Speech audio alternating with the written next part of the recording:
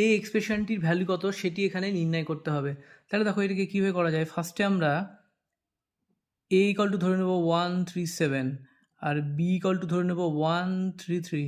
তাহলে এখানে কী লেখা যায় দেখো, a into a plus b into b plus a into b, আর নিচে লেখা যায় a into a into a minus b into b into b।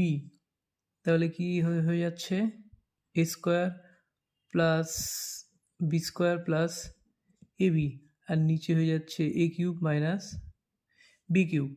তাহলে এটিকে লিখতে পারি a square plus ab plus b square by a minus b a square plus ab plus b square.